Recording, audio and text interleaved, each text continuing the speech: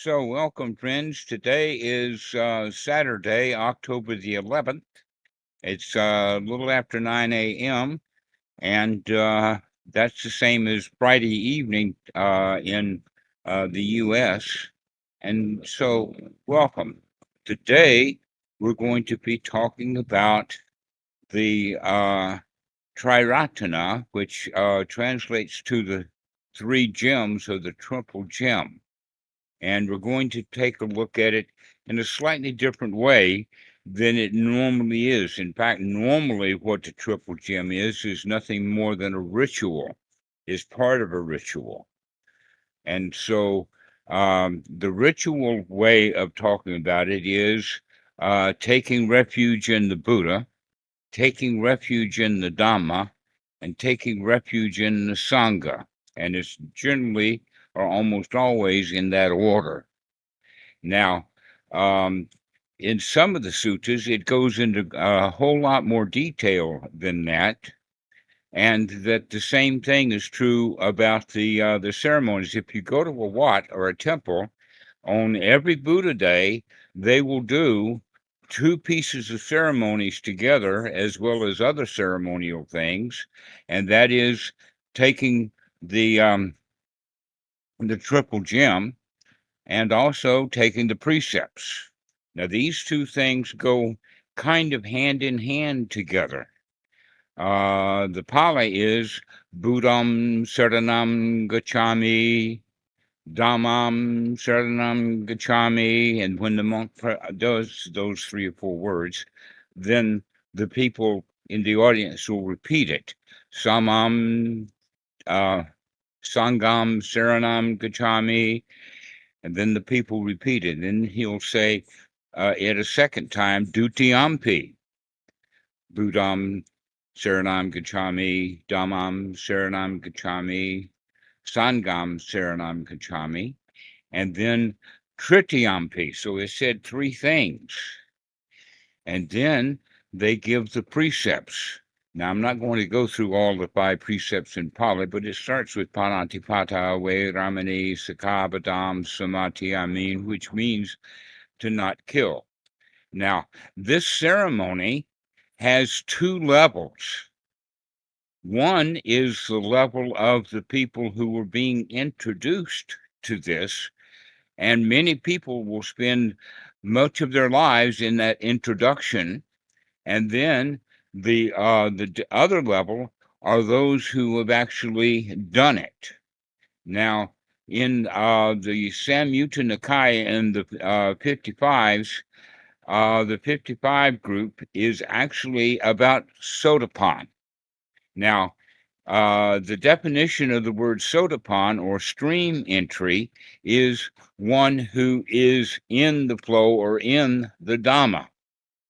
And that there's several different ways of understanding this, but today we're going to be looking at it from the sense that when someone takes refuge in the Buddha, takes refuge in the Sangha, and in the Dhamma, the word refuge here means that it's a safe harbor, not dangerous. People have to deal with dangers during their whole lives, but if they are practicing and actually taking refuge in the Buddha, the Dhamma, the Sangha, that means that they are not likely to wind up in some hell state. In fact, are not going to wind up in some hell state. We've got better things to do than to muck around with a bunch of crap. And so we can say then that we relate the Sangha, or taking refuge in the Sangha, or taking refuge in the friendship of the monks. That's what the word Sangha means. It means a community of friends. And when we are in a community of friends, we wouldn't kill someone because they don't like it. It's an unfriendly thing to do to kill someone. And you don't want them to kill you back. You would see that as an unfriendly thing to do or harm you in any way. The same thing is true about taking things that are not given. That's an unfriendly thing to do.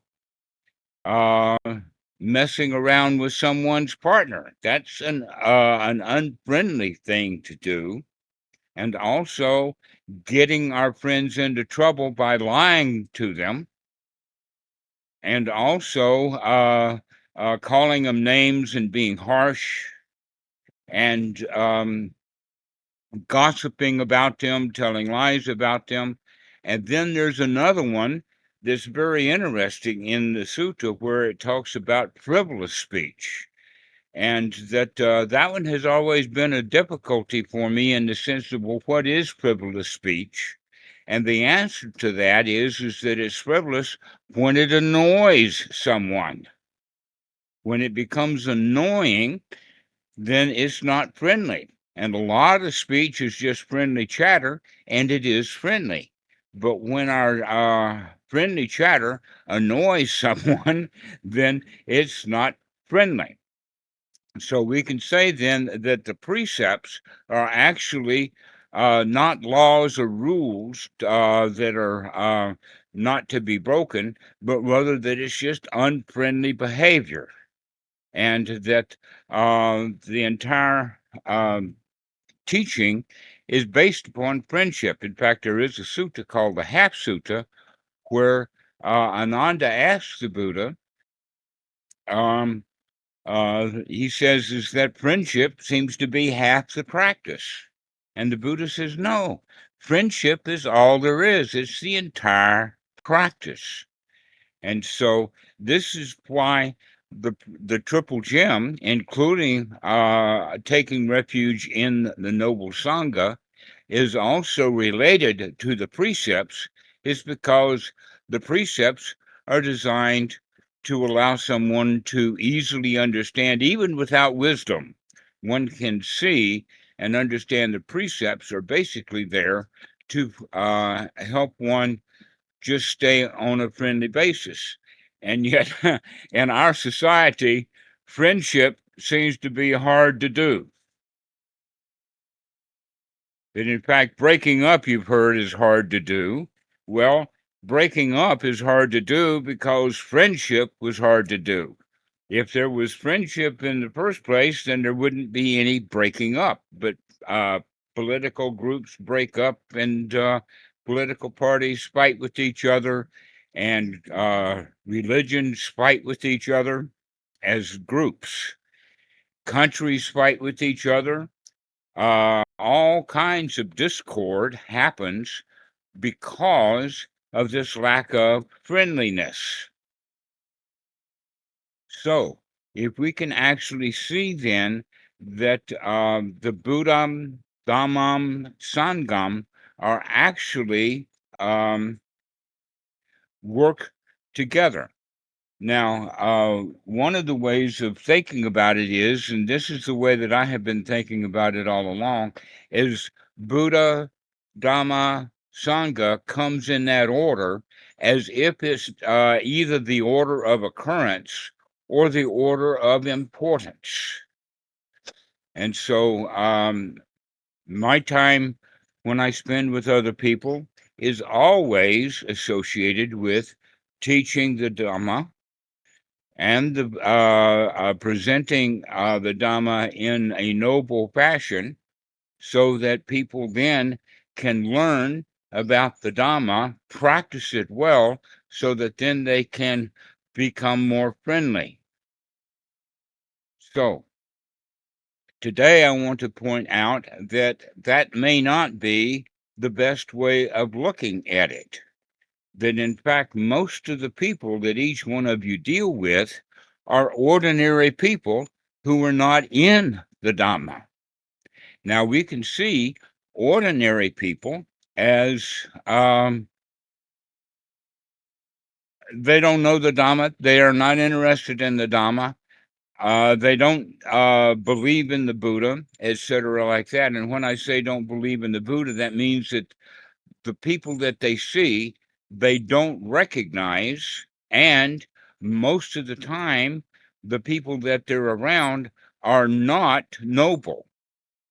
Now, when someone does find it, we can say then that being around the noble people and associated with noble people, That's that fulfillment of the Buddha, to take refuge in the fact that there are people who really do know how to find freedom and can help you to understand how to do it. Now, there's more than just associating with noble people and hearing the Dhamma from them.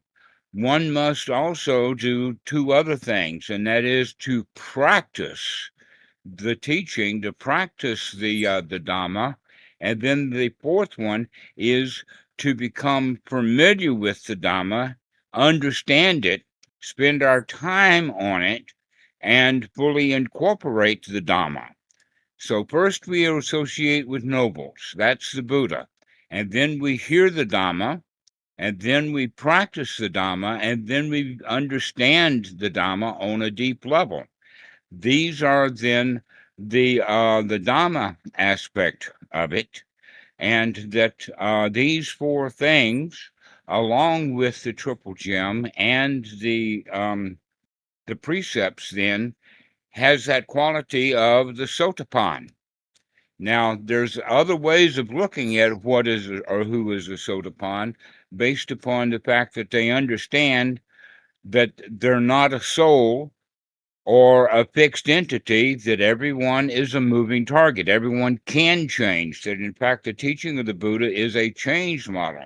And once we understand that we can change, that changes our understanding of who we are.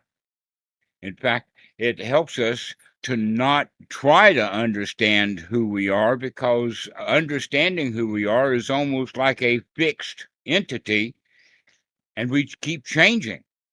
And so it's better not. And we've seen a lot of practices, especially out of India, where they ask the question, who am I? Or what am I?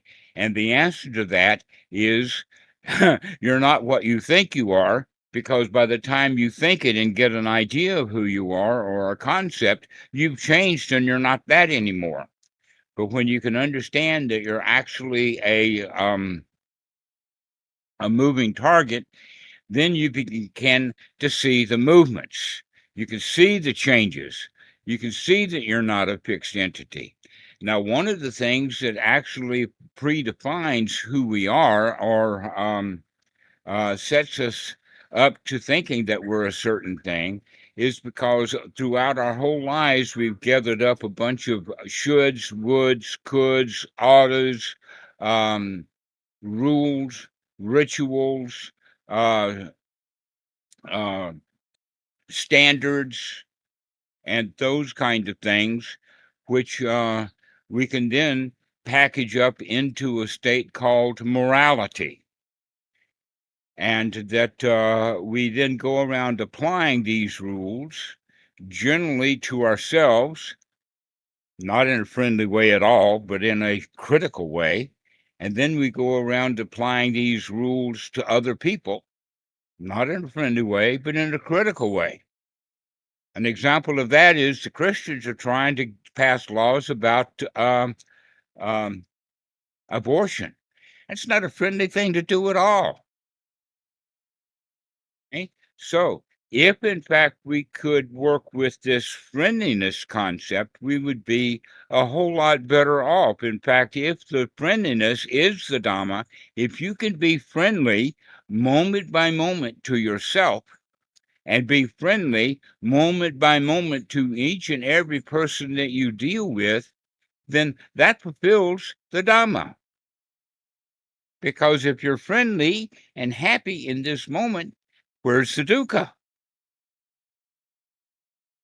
Isn't that interesting? That in fact the Buddha was quite correct that all there is friendliness. That's all there is to the Dhamma.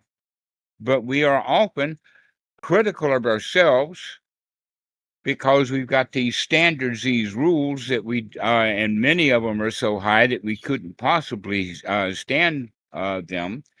That in fact, that's kind of funny. Is that like in sports? And I'll use the example of the pole vaulting, because that is there is world records, and occasionally that world record is beaten. We set our bar way high. Even though we don't take a run and we don't even have a pole vault, all we do is land flat on our face in failure because we've set that bar way too high for ourselves. Okay? The nurturing thing to do is if you're going to jump, land safely, land happily. Or even better than that, why go jumping around? Can't we be satisfied with just being where we are? Why do we have to have all of these goals and missions and all of these kind of things that we always fail at? When in fact, the only real thing that we need to do is to be friendly to ourselves. And this is where the practice comes in. Is that if the mind has an unwholesome thought, more than likely the unwholesome thought is going to be a critical thought, a thought of standards of how things should be, as opposed to having nurturing thoughts which don't have standards. And so if we are nurturing ourselves while we are practicing, calling that practice, because in fact we're practicing being friendly with ourselves, then we can then take that out into the world and practice being friendly with other people. And when we get very good at that, then that's all there is just playing around with people just being happy. That's basically the entire teachings of the Buddha right there. All of this stuff about the Pali and all of these suttas and all of these precepts and all of this triple gem stuff is actually not nearly as valuable a teaching as the teaching of friendliness, that this is the major teaching. Now, what you can say then is that this friendliness also has the quality of building rapport with people. Now, we can see it in two ways. One is we can see it in the community of friends when we see it in the Sangha, either the online Sangha or around the Watts or other places like that. And then we can think of it as building rapport with those who are not interested in the Dhamma at all. And this is a very, very interesting point, is that if you try to teach the Dhamma to someone who is not interested in the Dhamma, then to him that becomes frivolous speech and it annoys him. Just like the little story that you probably heard that it's not a good idea to try to teach a pig to sing because it frustrates the teacher and it annoys the pig. Well, that's the same thing with trying to teach Dharma to ordinary pigs, ordinary people, rather. is that it annoys them. So don't try to teach the Dhamma. What we can do to spread the Dhamma instead is just being friendly to them. Now, friendly does not mean critical. So when a new person is trying to learn the Dhamma or a little bit interested in it and starts asking really stupid questions, it's actually not a good idea to tell them that their questions are stupid. Instead, why? Because it's going to annoy them. Don't annoy people. Let's be friends with them instead.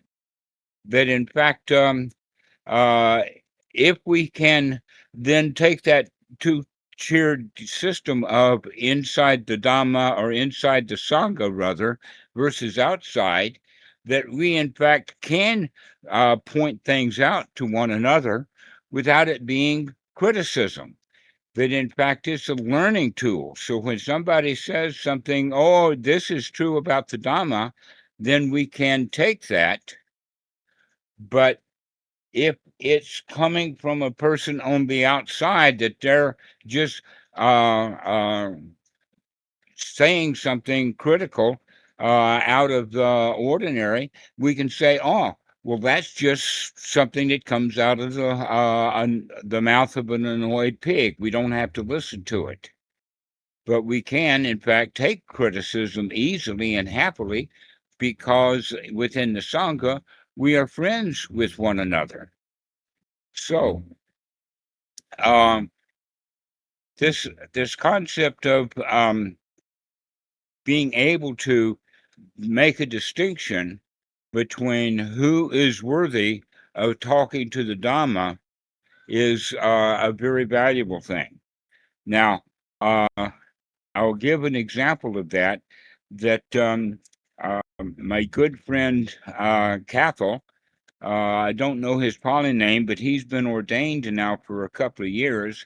He started a Discord group and invited me on with the idea. The name of it, by the way, is Happy Gamer, and that the Happy Gamer group was originally with the idea of teaching people who come into the group to teach them the Dhamma. Well, what happened was a lot of people would join that group and they had no interest in the Dhamma. And so when we're trying to teach the Dhamma to ordinary people who are not interested in the Dhamma, that would be like the quote from Jesus, don't throw your pearls to the swine. There's that pig reference again. Okay. Don't annoy the pigs with the Dhamma. I've had many people ask me, well, I've gotten so much out of the Dhamma. How do I share it with others? The answer is be careful, because when you do share it, many people will consider that frivolous speech and they're not interested in it. And so, Ivan, I'm glad you're back on. I wanted to say thank you, sir, for your criticism of showing me that, in fact, the Happy Gamers group had changed, that it's not a Dhamma group, that it's an ordinary people's group. Most of the people who come on are not interested in the Dhamma, and so they become annoyed when they hear the Dhamma. And so, since I'm only really interested in teaching and talking about the Dhamma, that's not a very good place for me, though it was originally, because it was set up by a monk and had the intention. But now we can see that, in fact, it's not a Dhamma group, and that it's only all we're going to do is annoy people. And so it better not to teach the Dhamma there. And so thank you, Ivan, for that criticism. I very much appreciate it. And I thought I'd give you the airtime in public to let you know that. So, do you have anything to say? Yeah, I was having some thoughts on that. Yeah, actually, I think a question to what you just said.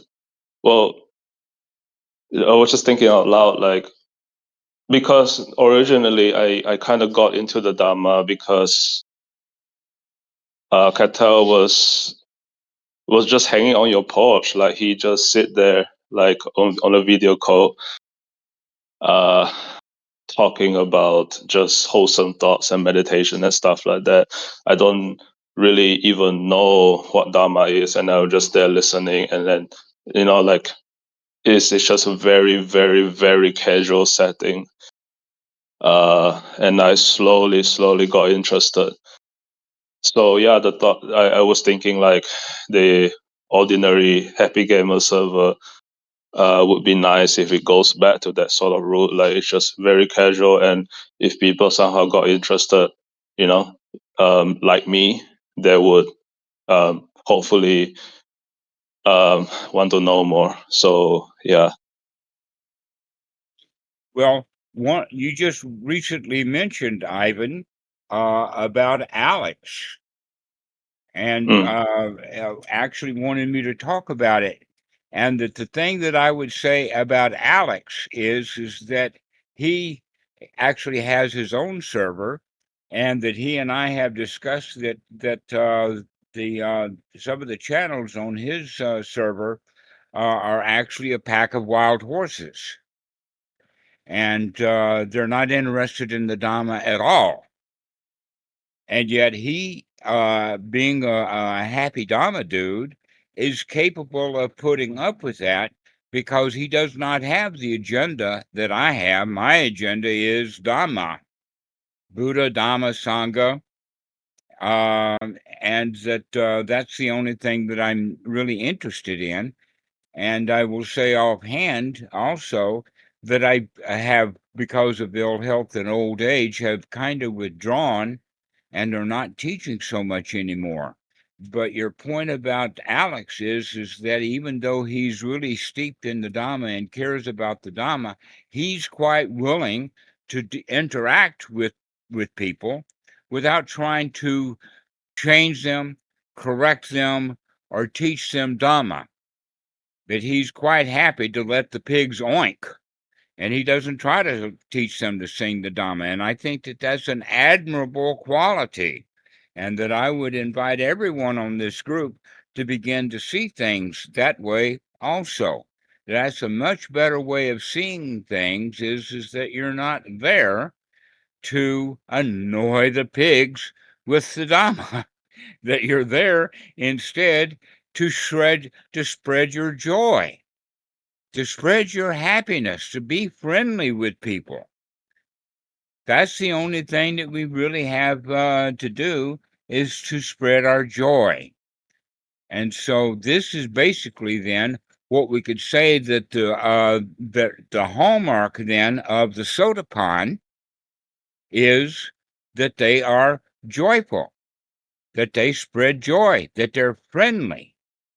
That's actually because they've taken refuge in the Triple Gem, including taking refuge in the Sangha, or taking refuge in um, friendship. And also because they're friendly, they don't annoy people, they don't harm them, they don't mess with their partners, they don't lie or gossip. And most importantly, they don't use the frivolous speech of the Dhamma to annoy their friends. They let their friends do whatever the friend wants to do. If they're wanting to use very low class language, that's okay. Let them use the low class language. If they want to be unhappy, that's okay. Let them be unhappy, but let them not get you stuck in their unhappiness, either to try to pull them out of their unhappiness or to become unhappy yourself. That your job is to remain happy. That's the very best compassion that there is. Now, the Buddha used a technique that I see in some of the suttas some of the time, where the Buddha did just this, that he would, let us say, that let the pigs oink, and he would oink a bit along with them. Many people then misunderstand that by saying, oh, well, if the Buddha puts up with pig oinks, that makes him a pig too.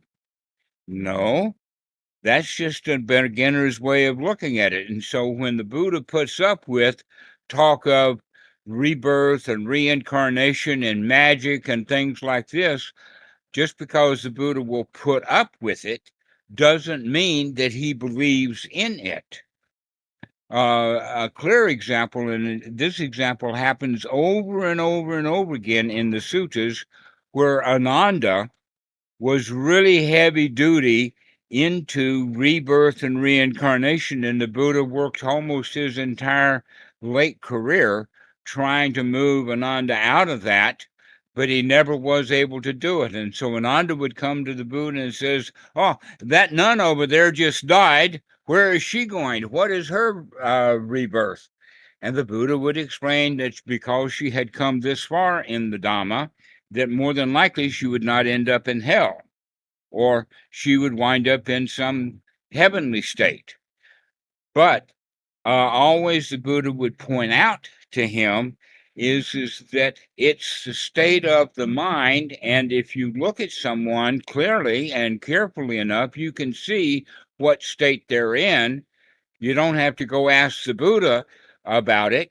you can see where they are yourself. And also in the time of the Buddha, um, he gave permission to the lay folks to announce to each other whether or not they had reached that state of sotapan or not. But there's no reason to say it or state it. One can merely talk about it from the sense of the Buddha, the Dhamma, the Sangha, and the precepts, or we can talk about it from the understanding of personality view and fetters, like the one that they didn't mention was the feta of doubt. Now, what we mean by the feta of doubt is knowledge and vision of what is the path or what is the way to spend this moment by moment for the rest of our lives. What is our pathway? What is the way that we want to live? And most people in the world are in doubt about this. They don't really know which way to go because the future is uncertain. But when we understand that the Eightfold Noble Path is, in fact, and we take refuge in the Dhamma of the Eightfold Noble Path, then we know precisely and for sure what is the path and what is not the path to spend our time. So when someone becomes a Sotapan, it's because of their enthusiasm and their caring for the Dhamma, not because they've had some sort of mystical state or experience. It's because of their dedication to the Dhamma. Now, what has happened kind of worldwide, but this is, and you see it in Asia, but you can see it especially in Western Buddhism, where they're very goal oriented, attainment oriented, and people get the idea, well, I spent all of this 2 years or more of my time practicing the Dhamma and paying very high fees for it. I should be able to get some attainment out of it. And so the teacher will come by and say, yes, you're a Sotapan. Well, a Sotapan is not something that's bestowed like a diploma. It's something that grows from within an individual, and that we can treat everyone in the Dhamma group, in the Dhamma friends, as if they were already Sotapan, simply because they already have this refuge. They take refuge in the teaching.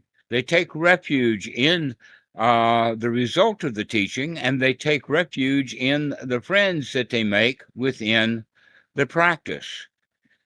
But that doesn't mean then that we're not capable of also remaining in a friendly state, even in the face of great bullshit.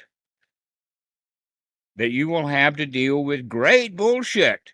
Can you do that happily? This is the real hallmark of the Sotapan, is that they could put up with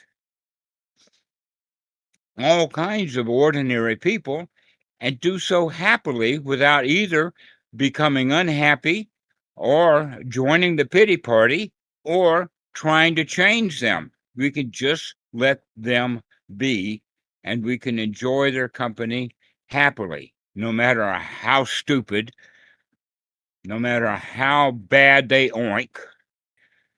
We could just leave them alone. We don't have to fix them. So that's what we mean then by the Buddha, the Dhamma, the Sangha. And in this regard, we can say that we can turn that thing around in the sense that the Buddha and the Dhamma does not come first. Sangha comes first. Friendship comes first. It comes first in chronological order, and it comes first in importance. That when we have the friendship, that when we are friends, we're already fulfilling the Dhamma in the sense of the dukkha nirodha. When we are friendly and have friendships, where is the dukkha? Where is the dissatisfaction? When we try to teach the pig to sing, there's where the dukkha is, and it's on both sides. It annoys the pig, and it frustrates the teacher. So let's not share the Dhamma. This is a question that people have asked me many times. How do I teach the Dhamma to all the people that I know? The answer to that, don't even try. Be friends instead. Share your happiness. Give them a happy smile until they actually become interested. If they start asking you questions, something like, why are you happy all the time? The answer is because I trained to be happy. If you're interested in the training, we can teach you what the training is so that you too, in other words, if you remain noble in public, then you're already introducing people to the Buddha, because there you are, the happy Buddha. You're already introducing the Buddha when you are, in fact, the Buddha, when you are, in fact, the happy camper. You're teaching them the Dhamma right then and there, dukkha, dukkha, nirodha. Why? Because you're showing them that they don't have to be in the state of dukkha. They can join you in the dukkha nirodha. And so this is the way to teach the Dhamma without having to go through all the details and all the Pali and all the suttas and everything like that. It's actually quite simple. So let's finish now. Harold, what do you have to say?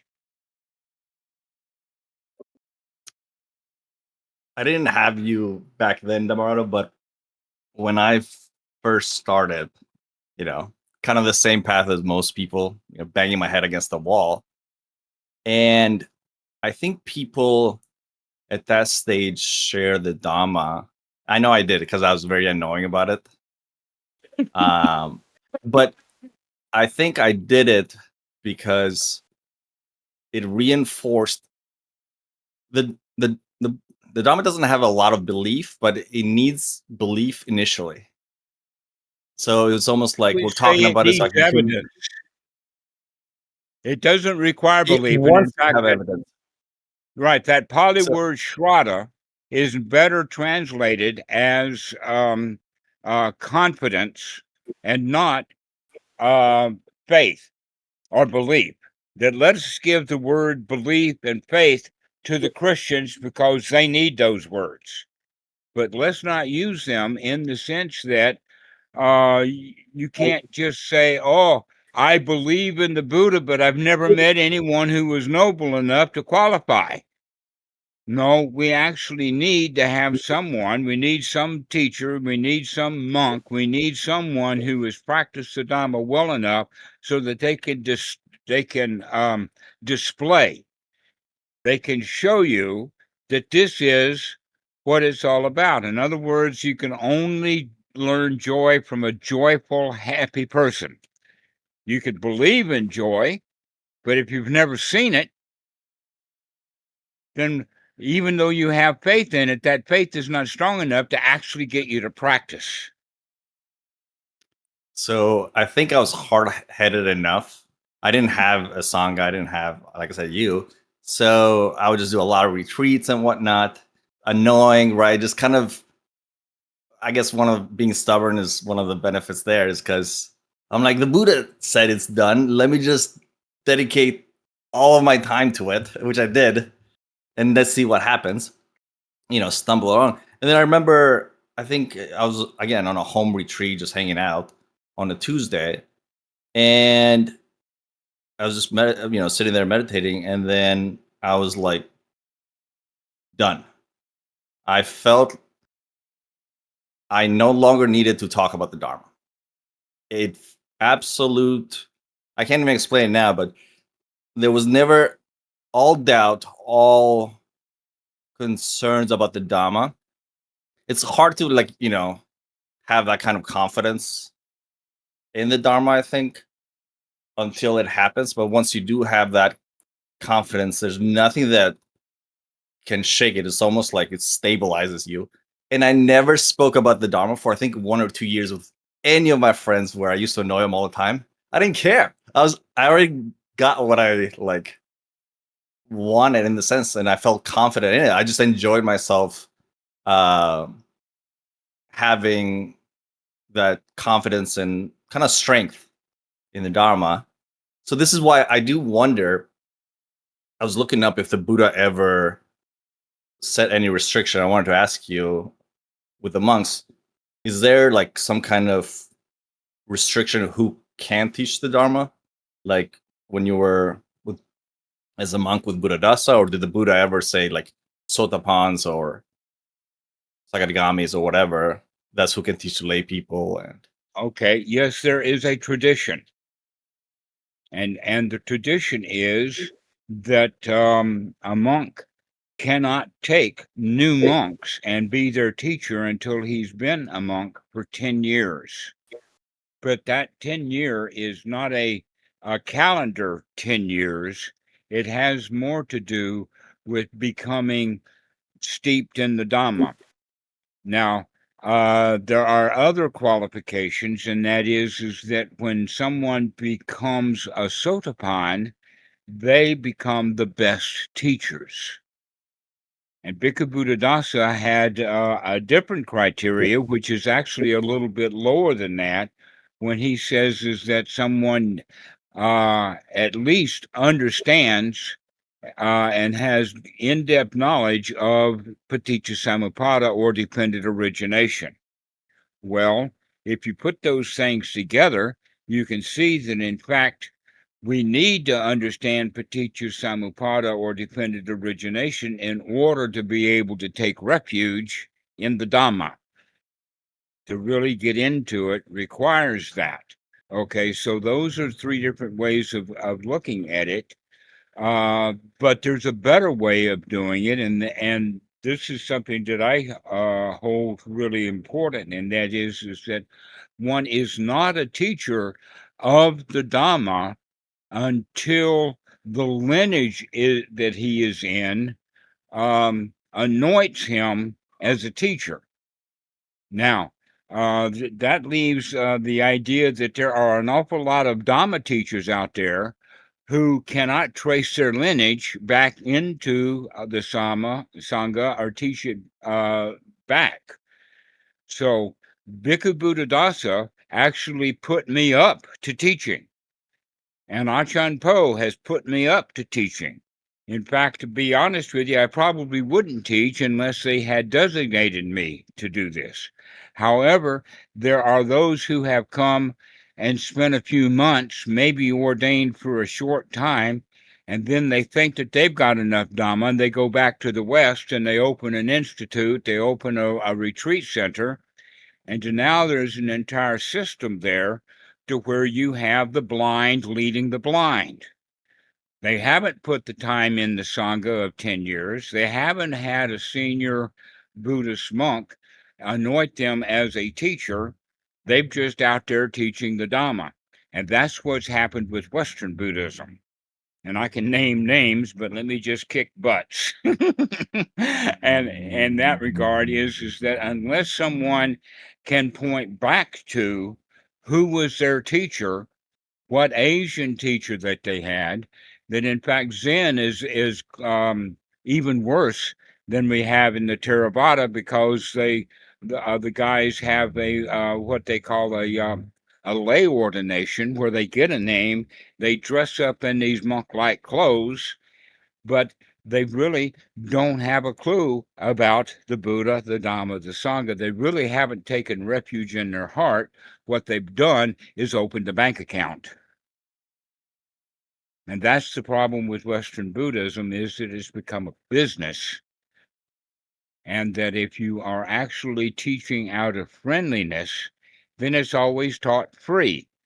Do you actually charge? I mean, in the U.S., they have a bit of this, but it's not a common thing to where you actually have to buy and pay a salary to people to be your friend.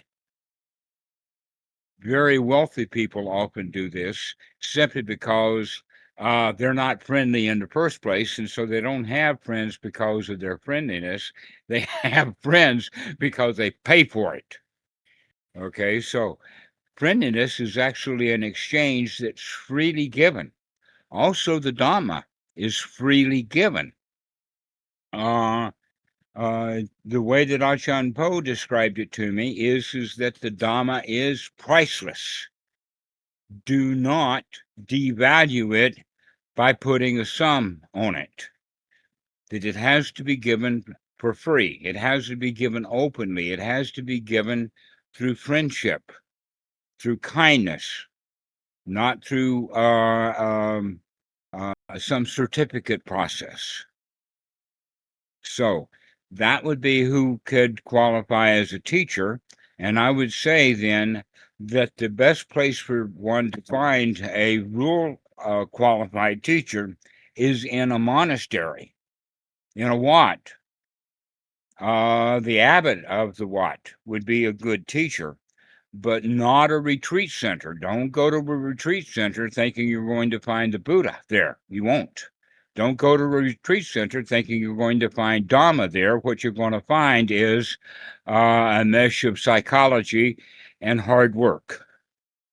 So I don't generally recommend people going to retreats. What I recommend instead is that they go find a noble. Now, what I mean by that is that let's use the example of making a fire. There's the old standard way was when the fire goes out in our hovel, we go to the hovel next door and borrow a few coals and bring them back, blow on them, and get them hot again. Nowadays, what we normally do is we use a spark. And so if you can find somebody who sparks, that's the place to get the Dhamma. But what you'll find in Western Buddhism instead is people trying to rub two sticks together. And they call that meditation. And then they rub and they rub and they rub and they rub and they rub and it gets warm, but it never sets on fire. And so find someone who actually has that noble spark. That's the Shraddha. Don't take it on faith. And so rubbing two sticks together is the faith, as opposed to finding someone who can actually give you a hot coal or give you the spark to start your tinder. So, Arrow, what do you think about that? It makes a lot of sense. I think it's much easier now too, especially with the internet. Back then, it was a lot harder to find. Like, I don't remember how I even found you. I think it was some random back of the corner 10 years ago. But I agree. I think one thing that definitely helped was stumbling into jhana by accident. And that when people I think experience that quenching for the first time, it's like nothing they've ever thought they could experience. It's almost unconditioned. I didn't have to do anything, and then they lose it, and because they don't know how like the conditions for it. And then they want it again, and now they're wanting something they can't have, and they wonder why they can't get to jhana a second time. Is because they've added a magic ingredient called a bucket of water, desire. Yeah. I mean, yeah, unless you have somebody teaching you or showing you like, not to do that. That's the first thing you do. You're like, try to like smother it.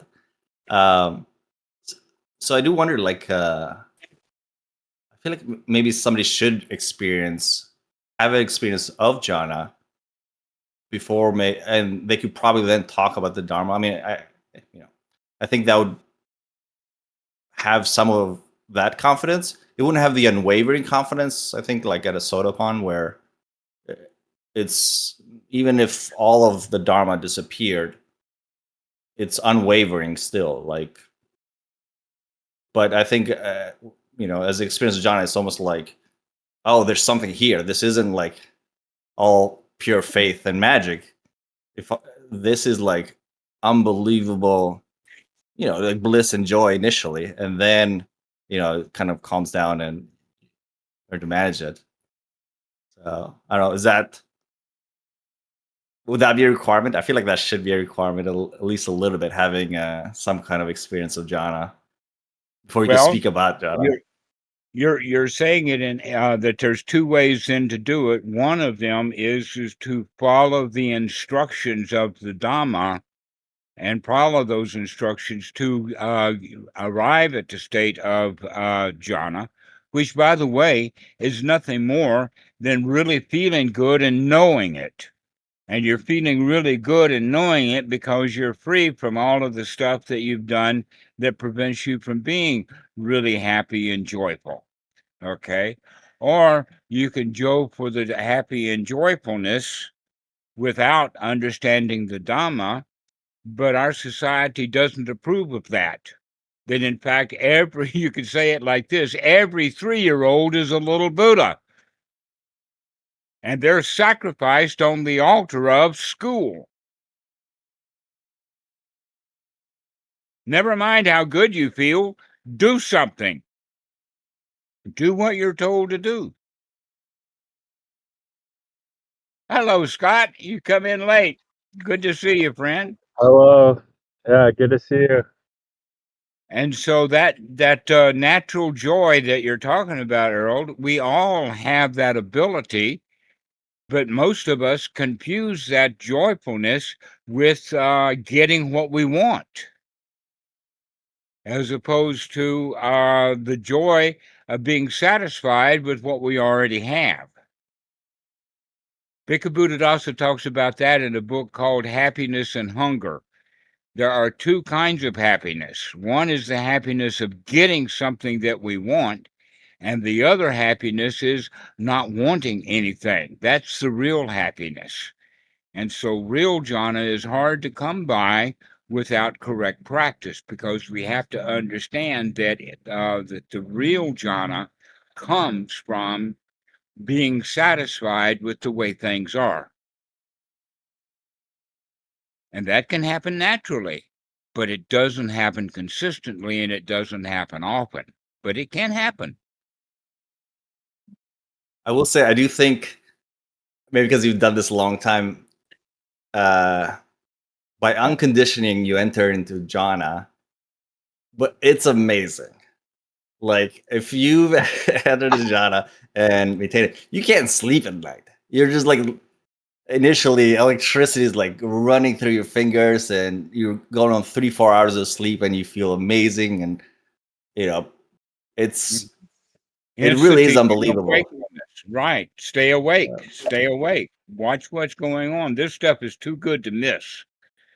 Exactly. Yeah. Every moment is just, it's magical. So, Ben, would you chime in on this discussion? What do you have to say?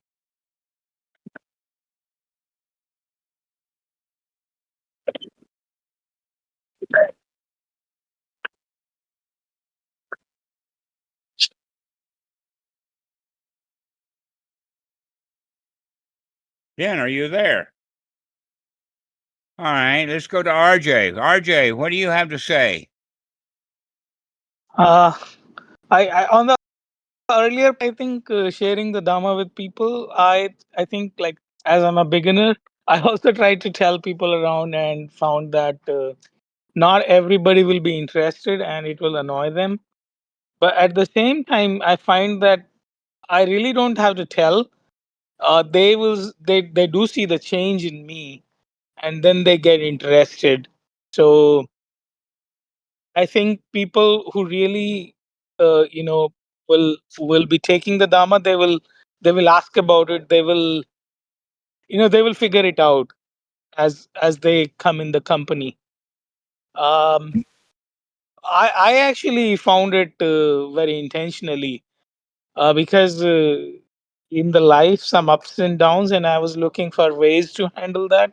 I asked many people, all my friends, and one of the friends, Amit, I asked him, and he then gave me kind of little bit glimpse into it, and over the months, then I started attending your calls and watching. For a long time, I just watched your videos. So yeah, I think people who want it, they will find it. Actually, You probably heard the old cliche or story that when the student is ready, the teacher will appear. Have you ever heard of that? No, but it sounds perfectly correct. Okay, it's not magic though. What it is that when the student actually becomes a student, when he becomes a seeker, when he begins to look for the path, he's probably going to run across someone who can assist him. Yeah. That's it. That it's not a matter of the teacher appears. It's a matter of that the student, because he is a student, can now finally recognize this guy as a teacher Yep. because they want to know. And if they haven't come to that state yet, if they don't want to know, then they're just a pig. Don't throw your pearls to the swine. That's the issue that the teacher, I guess, has to learn is don't teach someone who doesn't want to know. It's just frivolous talk to them. It annoys them. But when somebody really does want to hear, then they will listen because they hear what you have to say is being valuable. Right. So, Potato, what do you think?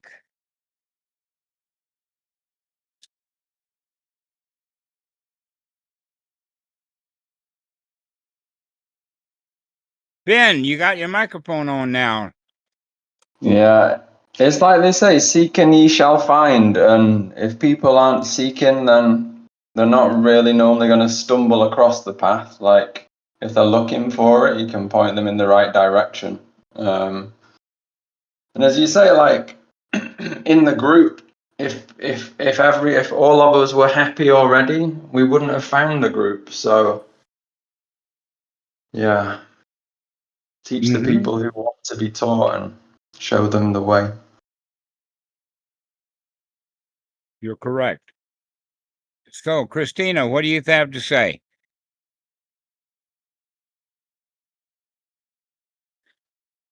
Only just to say that I appreciate all the teachings that you've shared, and that everyone's experiences helps provide guidance, and then reading the suttas also, and just to learn from others, but not compare your experience to others, because then I felt myself for a while there feeling like I wasn't doing it right. I wasn't practicing right. I didn't experience that thing. And then once I kind of eased off, and kind of just. So you were going by some sort of rule that you should feel a certain way because you heard about other people. Yeah. And so that's actually not correct practice. But I'm Right. glad that you figured that out, that you can throw away the rule about how you should feel and begin to feel the way you want to feel. Right. Just take it easy.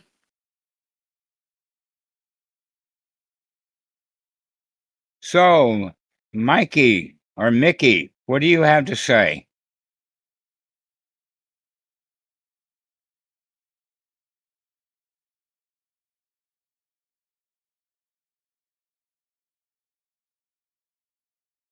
He's not there. How about you, Tinfoil Hazmat? This is your first time. Do you have something to say now? Yes, I'm just really happy to be a part of it. I wish everyone success and happiness and health. I feel great that the techniques are definitely working well for me. I find communication with people about Dharma, I don't think it's that difficult once I break it down to ordinary things. Because that's what it kind of comes down to for me is ordinary things. Like, I'd be happy to talk to people about such things like friendliness and stuff.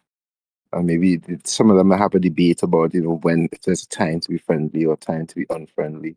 Then you can sort of get into like the whole, business about like attitudes and mind states without necessarily using Dharma terms or telling them that they're talking about Buddhism.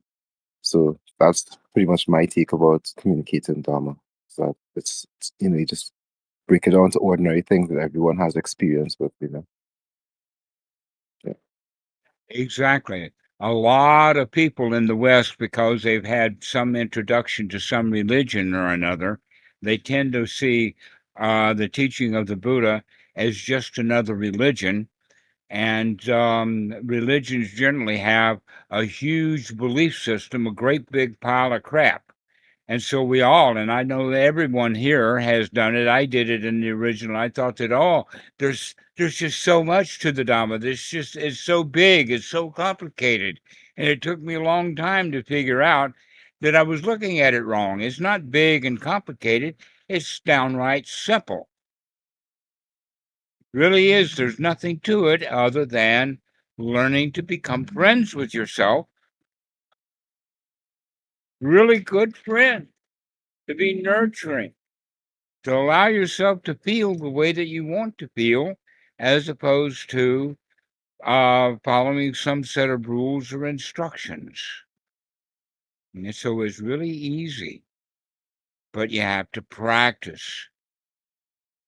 That in fact, it's the practice that helps you to understand how really easy it actually is. If we start off with, it's complicated, and I got to find this, that, and the other thing, I got to have all the information before I start practice, which would be the way, I guess, that you would go camping. You got to know all the camping equipment. No, you don't. All you have to do is just go camping. And when you need something, you'll figure out how to use it. That's the way to do it, is to see that everything is really, really simple. And all we have to do is practice. And as we practice, we can see that it's not complicated at all. That in fact, where the complication comes from is from ignorance. If we are ignorant about something, then we think it must be very complicated because, boy, I'm smart. I can figure that out. And if I can't figure it out, it must be because it's really, really complicated. No, it's not really complicated. That in fact is complicated because I'm making it complicated because I don't understand. But once I start practice, I can see how easy it actually is. So Scott, Dhammarato, what do you? Yes, go ahead. they have one thing on that is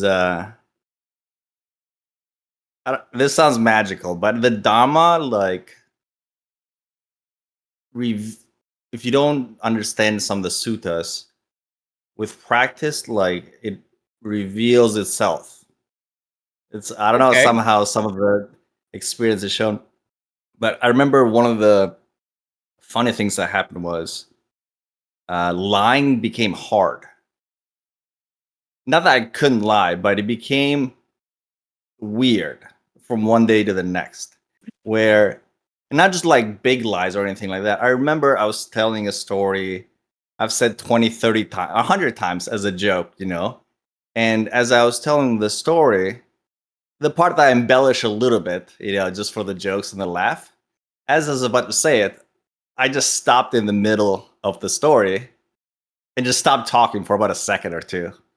And I was just looking around and people were looking at me.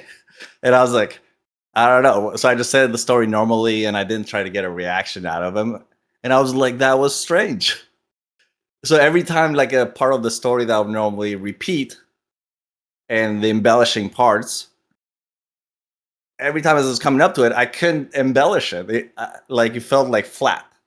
And I was like, and then I just got over it and just said the story normally. I'm like, that was strange. So I was looking around and I was like, stuff about the suttas, and you can't lie easily when you practice the Dharma. It's not that you're even practicing the heart. It just somehow that's like becomes, I don't know, the new way you interact without even doing anything. Right. The professional comedians call it delivery. You have to be able to deliver a joke.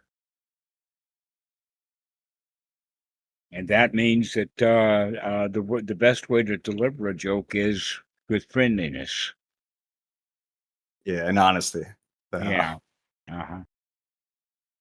So Scott, Good to see you, friend. Good to see you. How you doing? Hello. Hello. Salutations. Everything is just fine. Great. Good to hear. So, Mikey, wait a minute, one more. Anna. Good to see you, Anna.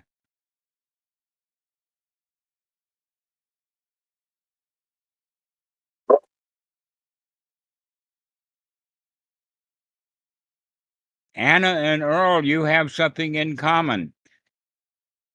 And that is that you build rapport with people before you kick them in the ass.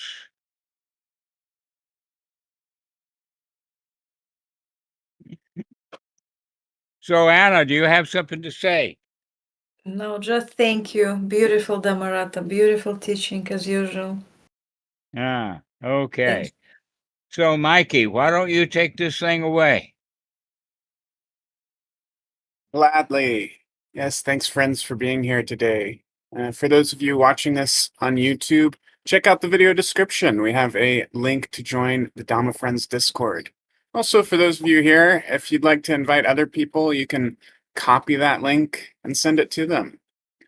And that's a nice way to kind of introduce people to the Dhamma without you having to sit in the teacher's seat or see yourself as any kind of teacher at all. And just say, hey, maybe you can check out the Dhamma Friends Discord.